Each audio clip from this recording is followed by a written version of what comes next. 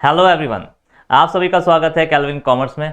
मैं हूं सुमित गर्ग और आज हम स्टार्ट करेंगे अकाउंटिंग रेशियो का लास्ट टॉपिक जो है case studies MCQ.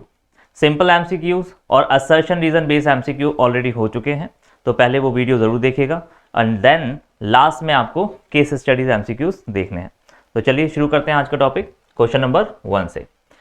Read the following hypothetical extract of more limited and answer. तो एक कंपनी है, आपको कुछ एक्सट्रैक्ट इंफॉर्मेशन दे रखी है, तो आपको आंसर देना है क्वेश्चन नंबर 1 to 5। तो केस स्टडी बेस्ड क्वेश्चन में ऐसे ही होता है, एक आपको सिचुएशन दे दी जाती है, फिर आपसे आगे 4-5 क्वेश्चन पूछे जाएंगे और उनके आंसर आपको इन इंफॉर्मेशन के बेसिस पर देने हैं। देखिए क्या क्या लिखा है। आउटस्टैंडिंग एक्सपेंस, बच्चों ये हमारी करंट लायबिलिटी होती है। थोड़ा सा यहाँ पे इसको एक्सप्लेन कर देता हूं मैं। ये करंट लायबिलिटी है। प्रीपेड एक्सपेंस ये करंट असेट्स है। ट्रेड पेबल ये करंट लायबिलिटी होती है। इन्वेंट्री ये हमारी करंट असेट्स है। ट्रेड रिसीवेबल ये भी करंट असेट्स है। कैश इन हैंड ये भी करंट असेट्स है। रेवेन्यू फ्रॉम ऑपरेशन, जिस तरीके से हम 11th में सेल बोलते थे वैसी कंपनी में हम इसे रेवेन्यू फ्रॉम ऑपरेशन, ये ज़्यादा कुछ अलग नहीं बच्चों। रेवेन्यू फ्रॉम ऑपरेशन मतलब सेल। आपने पूरे साल में कितने रुपए की सेल करी, आपने पूरे साल में 50 लाख रुपीस की सेल करी। ग्रॉस प्रॉफिट रेशो 50 लाख में 12% आपका प्रॉफिट मार्जिन है। ठीक है जी। 2020 का डेटा दे रखा है, 2021 का डेटा दे रखा है, दो अलग अलग साल का। चलिए क्वेश्चन स्टार्ट करते हैं। Question number 1, current ratio for the year 2021। बच्चों करंट रेशियो का फॉर्मूला होता है current ratio is equal to current assets upon में करंट लायबिलिटी। तो जितनी भी करंट एसेट्स हैं वो सारी की सारी उठाइए। कौन से साल का पूछ रहा है? 2021। यहां पे गलती हो सकती है, 2020 या 2021 किसका क्वेश्चन मांगा जा रहा है उसको जरा ध्यान से देखिएगा। कई बार जल्दबाजी में गलती हो जाती है, यहाँ पे 2020 होता तो गलती होने के चांसेस ज्यादा हो जाते हैं। चलिए, तो सारी की सारी करंट एसेट, सारी की सारी करंट लायबिलिटी 2021 का डेटा देखना है। तो करंट एसेट हमारे पास कितनी है? 6 लाख, 24 लाख, 18 लाख और 32 लाख। ये सारी की सारी करंट एसेट का टोटल कर दीजिए। 6 लाख, 24 लाख, 18 एंड 32, ये सारी हमारी करंट एसेट्स है। तो 3 4 5 50 लाख तो ये हो गया, 50 60 70 70 और ये 80 लाख। तो टोटल भाई 80 लाख रुपीज आपकी करंट एसेट्स हैं। अब हमें चाहिए करंट लायबिलिटीज। तो करंट लायबिलिटी आपकी 39 लाख की करंट लायबिलिटी आ गई और 1 लाख की करंट लायबिलिटी आ गई, और करंट लायबिलिटी यहाँ पे कुछ नहीं है। तो टोटल 40 लाख की करंट लायबिलिटीज है।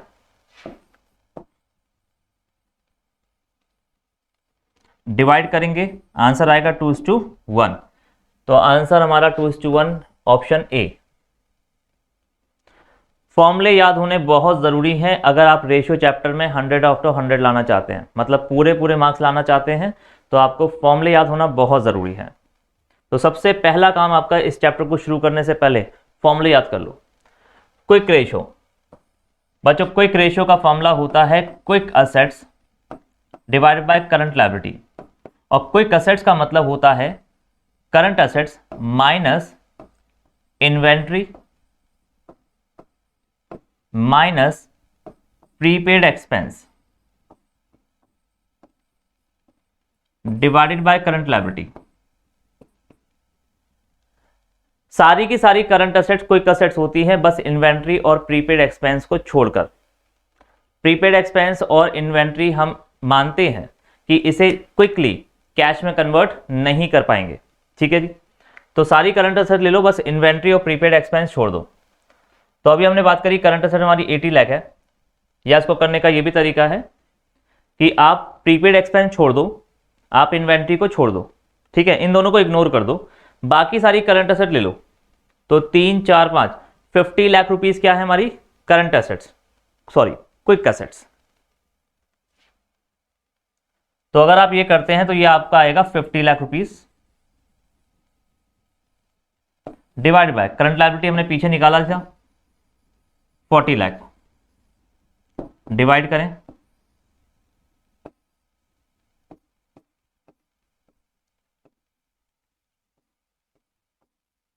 1.5 1.25:1।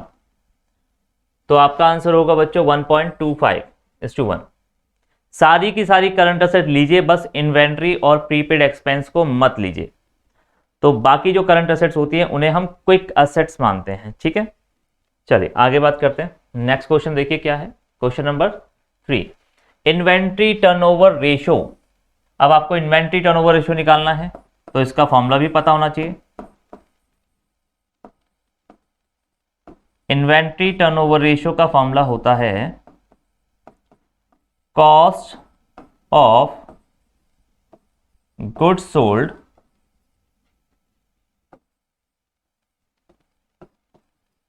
Divided by average inventory.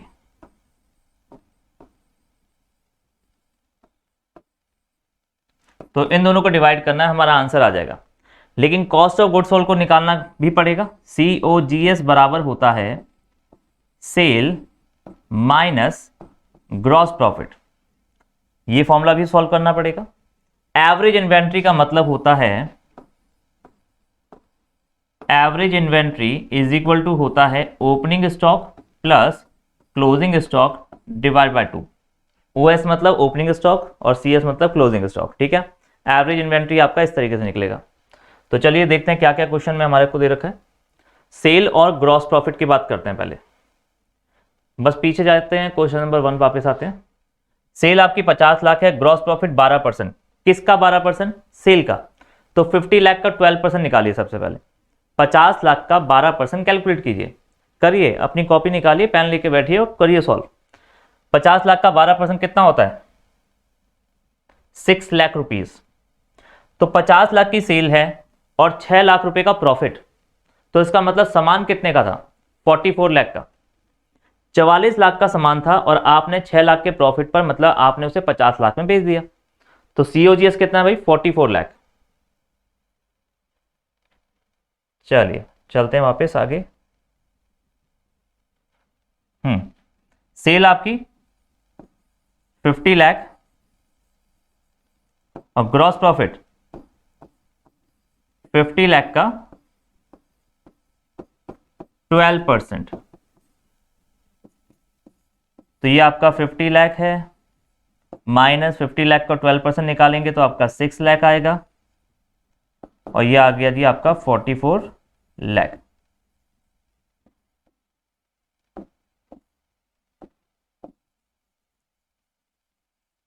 COGS हमारा आ गया 44 लाख। अब हमें चाहिए एवरेज इन्वेंट्री। एवरेज इन्वेंट्री के लिए हमें ओपनिंग और क्लोजिंग स्टॉक चाहिए। हम बात कर रहे हैं इस वक्त 2021 की। बच्चों आपका जो अकाउंटिंग ईयर होता है, ये आपका अगर साल है 2021, मतलब 2020 का जो डेटा होगा वो ओपनिंग डेटा होगा, 2021 का डेटा जो होगा वो क्लोजिंग डेटा होगा, ठीक है। साल की शुरुआत 2020 से हुई है और खत्म 2021 पे हुई है, तो इसीलिए आपको 2 साल का डेटा दिया हुआ था ताकि आप यहां से ओपनिंग और क्लोजिंग, तो यहीं पे कैलकुलेट कर लेते हैं। एवरेज स्टॉक कितना है? इन्वेंट्री, ओपनिंग स्टॉक आपका 20 लाख, क्लोजिंग स्टॉक आपका 24, तो एवरेज इन्वेंट्री कितनी होगी? 20 plus 24 lakh divide by 2, 44 lakh divide by 2, 22 lakh. तो 22 लाख रुपए आपकी एवरेज इन्वेंट्री है। चलते हैं आगे। 22 लाख रुपए हमारी एवरेज इन्वेंट्री।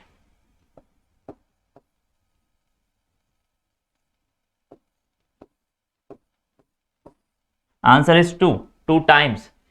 जो टर्नओवर रेशियोज होती हैं वो टाइम्स में निकलती है, और जो आपकी, अगर हमने करंट रेशियो की बात करी, वो उस तरीके से निकलती है। करंट रेशियो कुछ इस तरीके से 1.5:1, ठीक है, यहाँ पे टाइम्स नहीं आता।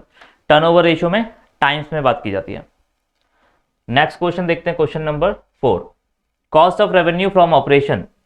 Cost of revenue from operation for the year 2021। अभी तो पीछे निकाला हमने। Cost of revenue from operation मतलब कॉस्ट ऑफ गुड्स सोल्ड आपसे पूछ रहा है, तो अभी हमने कैलकुलेट किया ही किया है। Cost of goods sold is 44 lakh. Answer is B.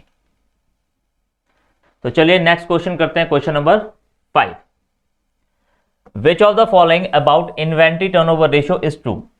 तो नीचे कुछ स्टेटमेंट्स हैं, इनमें से कौन सी स्टेटमेंट इन्वेंट्री टर्नओवर रेशियो को सही तरीके से रिप्रेजेंट कर रही है। It study the frequency of conversion.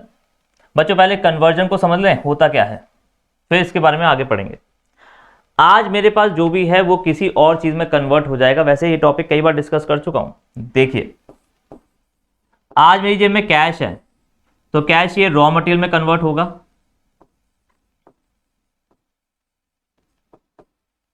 फिर रॉ मटेरियल WIP मतलब वर्क इन प्रोग्रेस, फिर ये फिनिश गुड्स, फिर ये डेटर, और डेटर वापस कैश में कन्वर्ट हो जाएगा। इसे हम बोलते हैं ऑपरेटिंग साइकिल। जितनी बार ये साइकिल चलेगी उतनी बार मुझे प्रॉफिट मिलेगा। ये साइकिल हमारे प्रॉफिट को जनरेट करती है। तो हम क्या चाहते हैं, ये साइकिल ज़्यादा से ज़्यादा चले या कम से कम चले? ऑब्वियस है, हम चाहेंगे ये साइकिल ज़्यादा से ज़्यादा चले। लेट्स सपोज इस साइकिल की जो ड्यूरेशन है, इस साइकिल की ड्यूरेशन है 1 मंथ। तो बताइए पूरे साल में कितनी साइकिल चल जाएंगी? ऐसी ऑपरेटिंग साइकिल कितनी बार रन करेंगी? 12 टाइम्स, मतलब 12 बार मैं प्रॉफिट कमा लूंगा। और अगर इस साइकिल की ड्यूरेशन 2 महीने की हो तो पूरे साल में, पूरे साल में ये साइकिल कितनी बार चल पाएगी? सिर्फ 6 बार। तो मैं प्रॉफिट 6 बार कमाऊंगा। तो जितना ज़्यादा टाइम लगेगा इसको पूरा होने में, उतनी ही साइकिल, नंबर ऑफ साइकिल क्या हो जाएंगी? कम हो जाएंगी। और जितना कम टाइम लगेगा उतना नंबर ऑफ साइकिल ज़्यादा। चलो दूसरे तरीके से समझते हैं। आप क्या चाहते हो, डेटर से पैसा जल्दी से जल्दी मिल जाए या 3-4 महीने बाद मिले? मैंने अगर आज किसी को सामान बेचा तो मैं क्या चाहूंगा, डेटर से पैसा मुझे आज ही मिल जाए या 1 साल के बाद मिले? ऑब्वियस है आज ही। आज मैंने अगर कोई सामान बनाया, आज मैंने कोई सामान का मैन्युफैक्चरिंग, कोई प्रोडक्शन किया, तो मैं क्या चाहता हूं कि ये सामान जल्दी से जल्दी बिक जाए या इसको बिकने में टाइम लग जाए? ऑब्वियस, जल्दी से जल्दी बिके ताकि प्रॉफिट आए। तो हम चाहते हैं हमारा जो कन्वर्जन है, चीज़ों, एक एसेट दूसरी एसेट में कन्वर्ट होती है, फिर ये एसेट किसी और चीज़ में कन्वर्ट होती है। और हर चीज़ के कन्वर्जन का क्या होता है? एक टाइम ड्यूरेशन होता है। हम चाहते हैं जल्दी से जल्दी कन्वर्ट हो। बच्चों अगर आपकी साइकिल की ड्यूरेशन 1 मंथ है, अगर आपकी साइकिल की ड्यूरेशन 1 मंथ है तो आपका टर्नओवर रेशियो पता है क्या होगा? आपका जो टर्नओवर रेशियो है, देखिए भाई, टर्न ओवर मतलब एक चीज दूसरी चीज में बदल रही है, और टर्नओवर की जो रेशियो है वो निकल कर आएगी 12 टाइम्स। अगर आपकी साइकिल 2 महीने की होती तो क्या होता? आपकी टर्नओवर रेशियो आती 6 टाइम। ये दिखाता है नंबर ऑफ साइकिल को। 1 मंथ की ड्यूरेशन है तो मतलब 12 बार साइकिल चलेगी। 2 मंथ की ड्यूरेशन होती तो आपकी साइकिल कितनी हो जाती पूरे साल में? अगर एक साइकिल को पूरा होने में 2 महीने लगते हैं तो मेरे पास 12 महीने का साल होता है। तो 12 महीने में मेरी साइकिल केवल 6 बार कंप्लीट हो गई। चलिए वापस आते हैं क्वेश्चन पे। It study the frequency of conversion of inventory of finish goods into revenue from operation. मेरी फिक्स एसेट्स को या फिनिश गुड्स को, मेरी फिनिश गुड्स को रेवेन्यू फ्रॉम ऑपरेशन में कन्वर्ट होने में कितना टाइम लगता है, टर्नओवर रेशियो ये दिखा रही है। तो बिल्कुल सही स्टेटमेंट है, ये स्टेटमेंट एकदम सही बात कर रही है। हमारा जो फिनिश गुड्स है उसे सेल में कन्वर्ट होने में कितना टाइम लगता है, यही आपका इन्वेंट्री टर्नओवर रेशियो के बारे में है। Next, higher the ratio better it is. जितना ज्यादा होगा, जितना नंबर ऑफ साइकिल ज्यादा होगा उतनी अच्छी बात है, क्योंकि उतनी बार मैं प्रॉफिट कमाऊंगा। और जितना टर्नओवर रेशियो कम होगा उतना ही कंपनी के लिए बेकार है। ठीक है, साइकिल 12 टाइम या 6 टाइम, कौन सा बेटर है? कौन सी बेटर है, 12 टाइम या 6 टाइम? 12 टाइम का मतलब आपने 12 बार पैसे कमाए, और 6 टाइम का मतलब आपने पूरे साल में 6 बार पैसे कमाए। तो भाई ये भी स्टेटमेंट ठीक है। Higher the turnover better for the company. Low turnover of the inventory may be due to the bad buying and absolute inventory. अगर आपका लो टर्नओवर है, इसका मतलब आप कम बार पैसे कमा रहे हो, आप पैसे कम कमा रहे हो और आपका सामान बिकने में टाइम लग रहा है। क्यों?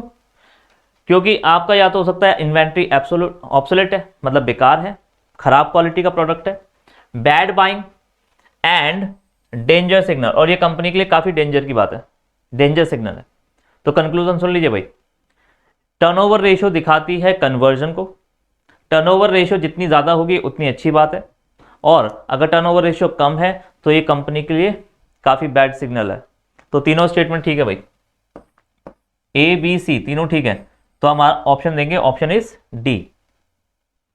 तो चलिए नेक्स्ट क्वेश्चन करते हैं, question number next case study, case study 2। तो आपके पास डेटा आ गया, फिर इसके बेस पर क्वेश्चन पूछे जाएंगे। तो पहले सीधा क्वेश्चन पे शुरुआत करते हैं, बाद में देखेंगे डेटा क्या है। Question number 1, what is the gross profit ratio of Eva limited. तो ग्रॉस प्रॉफिट रेशियो पूछा है, ग्रॉस प्रॉफिट रेशियो का फॉर्मूला होता है is equal to gross profit upon में नेट सेल। ठीक, अच्छा जी। अब ग्रॉस प्रॉफिट कैसे निकलता है बच्चों, ग्रॉस प्रॉफिट निकलता है total sale minus cost of goods sold.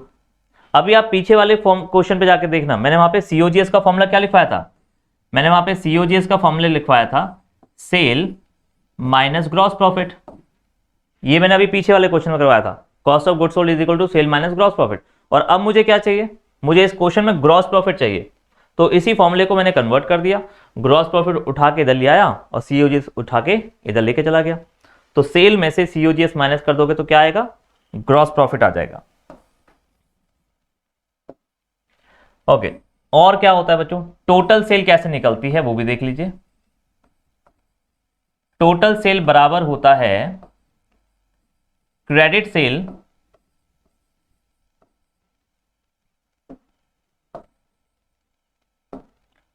Total sale बराबर होता है credit sale plus cash cell. चलिए अब देखते हैं पीछे क्या क्या वैल्यू हमें पता है। क्वेश्चन ने आपको बोला जी क्रेडिट रेवेन्यू फ्रॉम ऑपरेशन, मतलब क्रेडिट सेल 4 लाख रुपए की है, कैश रेवेन्यू फ्रॉम ऑपरेशन मतलब cash cell 25% of credit revenue from operation, मतलब क्रेडिट सेल का 25% निकाल दो, आपको कैश सेल पता लग जाएगा। तो क्रेडिट सेल 4 लाख रुपए और कैश सेल कितना, क्रेडिट सेल का 25%, आप कैलकुलेट करना, 4 लाख का 25% आपका 1 लाख आएगा। हाँ जी, ये कैसे निकाला, 4 लाख का 25% ऐसे निकाला ये। तो सॉल्व करेंगे, इसका आंसर आ गया जी आपका 5 लाख रुपीस। तो आपकी टोटल सेल तो आ गई जी 5 लाख रुपए। अब टोटल सेल 5 लाख, ये यहां पे भी रख देते हैं, माइनस अब हमें चाहिए कॉस्ट ऑफ गुड्स सोल्ड। तो चलो देखिए कॉस्ट ऑफ गुड्स सोल्ड ये रखा, 4,50,000 आपका कॉस्ट ऑफ गुड्स सोल्ड है। कहने का सेंस ये है कि 4.5 लाख रुपए का सामान आपने 5 लाख में बेच दिया, तो आपको प्रॉफिट कितना हुआ, 50,000 का। इसका आंसर परसेंटेज में निकलता है, तो आपका प्रॉफिट है जी 50,000 रुपए। 5 लाख की आपने सेल करी, आपका प्रॉफिट 50,000 रुपए है, तो परसेंटेज निकाल लो इसका, परसेंटेज निकालेंगे आंसर आएगा आपका 10%। आपने टोटल 5 लाख रुपए का सामान बेचा, लेकिन ये सामान खरीदा कितने में था, आपको कॉस्ट पड़ी थी 4,50,000 की, 4.5 लाख रुपए का सामान आपने 5 लाख में बेच दिया, तो 50 रुपए कमा लिया आपने, और 50,000 का परसेंटेज 5 लाख के आगे 10% बनता है। तो आंसर क्या होगा भाई, आंसर इज सी। ठीक, चलिए नेक्स्ट क्वेश्चन देखते हैं क्या है। विच of the following effort might help in improving the gross profit ratio. बच्चों प्रॉफिट को कैसे बढ़ाया जा सकता है, प्रॉफिट को बढ़ाने के दो ही तरीके हैं, या तो मैं अपने खर्चों को कंट्रोल कर लूं, या मैं अपने सेल प्राइस को बढ़ा दूं, सेल को बढ़ा दूं। आप ये देखिए, अभी पीछे वाले क्वेश्चन में हमने बात करी, हमने सेल कितने की करी थी, 5 लाख रुपए की, और सामान कितने में खरीदा था, 4.5 लाख, तब जाके हमारा प्रॉफिट कितना आया था, 50,000। अब मैं चाहता हूं 50,000 के प्रॉफिट को बढ़ाया जाए, 60,000 70,000, कैसे करूं, दो तरीके, या तो अपने खर्चे को कंट्रोल कर लो, इस खर्चे को क्या करूं, या तो इसको कम करने की कोशिश करूं, या इसे बढ़ाने की कोशिश करूं। अगर 5 लाख की जगह 6 लाख में सेल कर दिया होता तो 4.5 लाख रुपए का सामान अगर आप 6 लाख में बेच देते तो आपका प्रॉफिट होता 1.5 लाख रुपए। या ऐसा कह सकते हैं, अगर ये 4.5 लाख रुपए का सामान आपने 4 लाख में खरीदा होता तो, सस्ते में खरीदा होता तो आपका प्रॉफिट बढ़ जाता। ये सेल है, ये कॉस्ट है, इन दोनों के बीच का गैप जो होता है वो प्रॉफिट होता है, सेल और कॉस्ट। अब कॉस्ट को या तो कम कर दो, गैप बढ़ जाएगा और आपका प्रॉफिट ज्यादा हो जाएगा। दूसरा तरीका क्या है, सेल को बढ़ा दो, कॉस्ट वैसी की वैसी है, लेकिन अगर सेल प्राइस बढ़ जाए तो क्या होगा, बीच का गैप क्या हो जाएगा, बढ़ जाएगा और आपका प्रॉफिट ज्यादा हो जाएगा। तो दो ही तरीके हैं आपके पास, increase the selling price, reduce the direct expense. ये दोनों ही तरीके आपके सही हैं। चार्जिंग द ग्रेटर डेप्रिसिएशन, बच्चों ये गलत है। डेप्रिसिएशन ज्यादा लगेगा तो खर्चा बढ़ेगा, खर्चा बढ़ने से प्रॉफिट थोड़ा ना बढ़ जाएगा, प्रॉफिट तो उल्टा कम होगा। डिक्रीज द सेलिंग प्राइस, मैं अगर अपने सेल प्राइस को कम कर दूंगा मतलब सेल का वॉल्यूम कम हो जाएगा और इससे क्या होगा, इससे तो मेरा ग्रॉस प्रॉफिट कम हो जाएगा, ग्रॉस प्रॉफिट मार्जिन। तो पहला और दूसरा ऑप्शन ठीक है, answer is C. Question number 3, what is the working capital turnover ratio. तो वर्किंग कैपिटल टर्नओवर रेशियो का पहले फॉर्मूला पता होना चाहिए।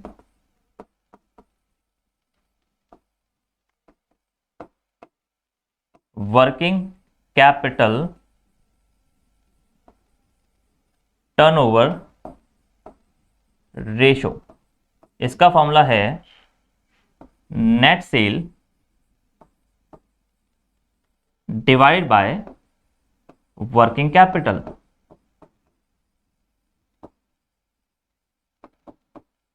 और अभी हमने पीछे क्वेश्चन में नेट सेल कैलकुलेट करा है बच्चों 5 लाख रुपए।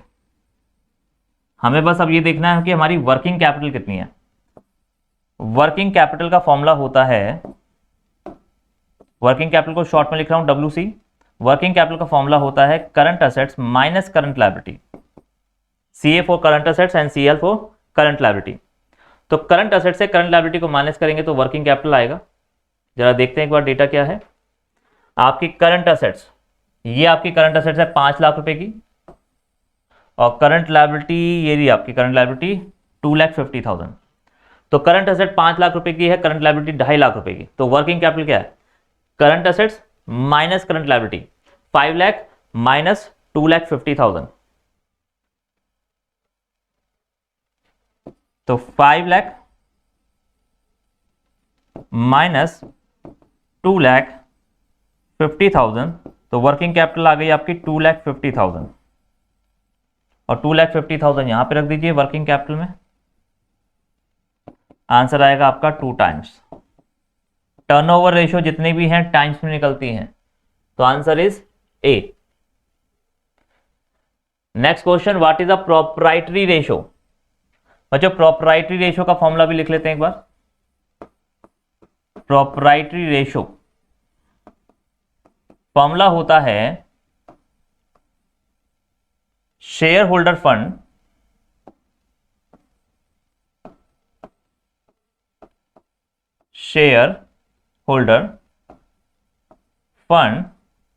Divide by total assets. Share holder fund divide by total assets, लेकिन टोटल असेट्स को हमेशा टोटल असेट साइड से ही नहीं निकाला जाता। देखिए भाई, मैं आपकी हॉरिजॉन्टल वे में समझा रहा हूं, वर्टिकल नहीं बना रहा, हॉरिजॉन्टल। अगर ये मेरी बैलेंस शीट है तो यहां पे असेट साइड में 2 तरह की असेट्स होती है, नॉन करंट असेट्स और करंट असेट्स। इन दोनों का टोटल करेंगे तो क्या आएगा, इन दोनों का टोटल करेंगे तो टोटल असेट्स आ जाएगा। यहां पे 3 चीजें होती हैं, share holder fund, non current liability और करंट लायबिलिटी। और यहां का टोटल करेंगे तो, अब आप ये बताइए इन तीनों का टोटल, जैसे कि आपको पता है बैलेंस शीट की दोनों साइड इक्वल होती है, ये टोटल और ये टोटल क्या बराबर आएगा नहीं आएगा, बिल्कुल आएगा। तो क्या मैं इसे भी टोटल असेट्स कह सकता हूं, जी बिल्कुल। बैलेंस शीट के टोटल को टोटल असेट्स कह सकते हो, कोई दिक्कत नहीं है, चाहे इस साइड का हो चाहे उस साइड का हो, कोई दिक्कत नहीं है। ये साइड और ये अमाउंट दोनों एक दूसरे के इक्वल होते हैं। अगर ये टोटल असेट्स कहा जा सकता है तो इसे भी टोटल असेट्स आप कह सकते हो। तो share holder fund plus non current liability plus current liability is equal to total assets. तो हमें क्या चाहिए भाई, तो टोटल एसेट चाहिए और शेयर होल्डर फंड चाहिए। तो बेसिकली हम कैलकुलेट क्या कर रहे हैं, कंपनी की टोटल एसेट्स में शेयर होल्डर फंड की परसेंटेज क्या है। कंपनी के अंदर अगर टोटल इन्वेस्टमेंट अगर 10 लाख रुपए की है एग्जांपल के लिए, तो उसमें शेयर होल्डर फंड की मतलब कंपनी के मालिकों की इन्वेस्टमेंट कितनी है, ये कैलकुलेट कर रहे हैं। चलिए एक बार देखते हैं, डेटा पे चलना पड़ेगा वापस क्वेश्चन पे। पेड अप शेयर कैपिटल ये आपका शेयर होल्डर फंड है, कंपनी के मालिकों का लगाया हुआ पैसा 4,30,000 रुपए। और देखो भाई करंट लायबिलिटी 2.5 लाख रुपए, और कुछ दे रखा है, ये होती है बच्चों नॉन करंट लायबिलिटी। ये है आपकी करंट लायबिलिटी, ये आपका शेयर होल्डर फंड। तो आपकी टोटल एसेट निकल जाएगी, तीनों का टोटल कर दें। लायबिलिटी साइड में 3 चीजें होती हैं, शेयर होल्डर फंड होता है, नॉन करंट लायबिलिटी होती है और करंट लायबिलिटी होती है। इन तीनों का टोटल चलो यहीं पे कर लेते हैं। 4, 7 लाख, 9 लाख और ये आपका 10 लाख। तो 10 लाख रुपए की आपकी टोटल एसेट्स हैं, यहीं पे लिख लेते हैं एक बार इसे। आपकी टोटल एसेट्स कितनी है, नॉन करंट लायबिलिटी, ये आ गया जी आपकी टोटल एसेट्स, जो कि आएगा 10 लाख रुपीस। और क्या चाहिए हमें शेयर होल्डर फंड चाहिए। शेयर होल्डर फंड आपका 4,30,000 रुपए का है, तो 4,30,000 शेयर होल्डर फंड और टोटल एसेट आपकी 10 लाख रुपए। तो शेयर होल्डर फंड है जी 4,30,000 रुपए और टोटल एसेट्स है 10 लाख रुपए। आंसर क्या आएगा 0.43:1। आप इसे परसेंटेज में निकालना चाहो तो परसेंटेज में भी निकाल सकते हो, कोई दिक्कत नहीं है, दोनों तरीके से बताया जा सकता है। तो अगर परसेंटेज में बताएं तो इसे बोलेंगे आप 43%। ठीक है जी, आंसर चेक करिए 43% या 0.43, आंसर इज डी। तो मतलब कंक्लूजन क्या निकला, बिजनेस में जितना भी इन्वेस्टमेंट लगा हुआ है उसमें 43% का इन्वेस्टमेंट कंपनी के मालिकों का है और बाकी बाहर से लिया हुआ है, किसी से लोन लिया हुआ है, किसी से कुछ करा हुआ है, बाकी उधार है। 43% कंपनी के मालिकों का पैसा है, बाकी पैसा बाहर वालों का है, उधार। अच्छा अगर ये 10% होता तो कंपनी की इन्वेस्टमेंट में 10% तो कंपनी के मालिकों का, 90% उधार लिया हुआ है। तो कौन सा परसेंटेज ज्यादा अच्छा होगा, 43 या 10%? किसके लिए डिपेंड करता है, क्वेश्चन किसके लिए पूछा जा रहा है, किसके पॉइंट ऑफ व्यू से। चलिए अगला क्वेश्चन एक बार देखिए। What does the low proprietary ratio of the company signifies या इंडिकेट। अगर प्रोप्राइटरी रेशियो काफी लो होती है तो ये क्या इंडिकेट करती है। एग्जाम्पल के लिए आप सोचिए, इमेजिन कीजिए अगर ये कंपनी है, इस कंपनी में, ये मेरी कंपनी है, इस कंपनी में मैंने 1 लाख रुपए की इन्वेस्टमेंट करी, ऑनर्स इन्वेस्टमेंट।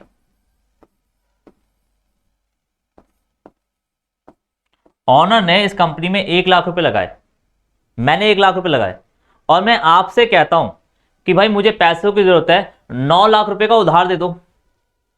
आप मुझे 9 लाख रुपए का उधार दे दो, मैंने 1 लाख रुपए लगाए हैं लेकिन आपसे मैं 9 लाख रुपए मांग रहा हूं इस कंपनी में लगवाने के लिए, दोगे क्या? डेप्ट, डेप्ट मतलब बच्चों उधार।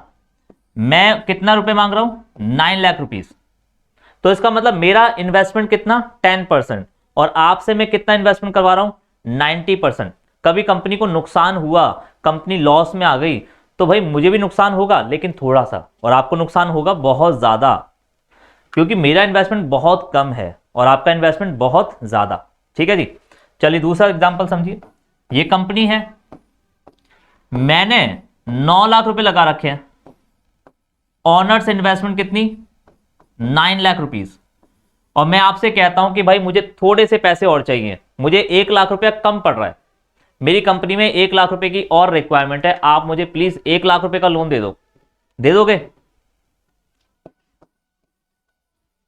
मैंने अपने 9 लाख रुपए लगाए हैं और आपसे मैं केवल 1 लाख रुपए मांग रहा हूं, टोटल 10 लाख रुपए की रिक्वायरमेंट थी, 90% मैं अपनी जेब से लगा रहा हूं और आपसे केवल 1 लाख रुपए लगाने के लिए बोल रहा हूं, मेरा 90% इन्वेस्टमेंट और आपका केवल 10%, कभी कंपनी को नुकसान हुआ तो आपको बहुत कम होगा, मुझे बहुत ज्यादा होगा। तो आप बताइए ना, आप कौन सी कंपनी में पैसा इन्वेस्ट करोगे जिसमें कंपनी के मालिकों ने ज्यादा इन्वेस्टमेंट कर रखा है, जिसमें कंपनी के मालिकों ने बहुत ही कम इन्वेस्टमेंट कर रखा है? कौन सी कंपनी लगाओगे? भाई मैं तो इसमें लगाऊंगा। अगर मुझसे कोई उधार मांगता है तो मैं तो ऐसी कंपनी को उधार देना प्रेफर करूंगा। ठीक है जी, इस कंपनी में रिस्क ज्यादा है। अगर आप इस कंपनी में पैसा उधार दोगे तो इस कंपनी में आपका रिस्क बहुत ज्यादा हो जाएगा, क्योंकि कंपनी के मालिक खुद तो लगा नहीं रहे और आपसे कह रहे हैं लगाने के लिए। तो इसका मतलब कंपनी के मालिक खुद श्योर नहीं है, वो कॉन्फिडेंट नहीं है अपनी ही कंपनी के अंदर और आपसे पैसा लगवा रहे हैं। तो आप ऐसी कंपनी में कभी पैसे मत लगाइएगा जिसमें ऑनर्स का फंड बहुत कम और डेप्ट फंड बहुत ज्यादा हो। ठीक है जी। तो बच्चों यहां पे जरा प्रोप्राइटरी रेशियो क्या आ रही है? अगर हम प्रोप्राइटरी रेशियो की बात करें, प्रोप्राइटरी रेशियो का मतलब ऑनर्स के फंड का इन्वेस्टमेंट, ऑनर ने कितना पैसा लगाया?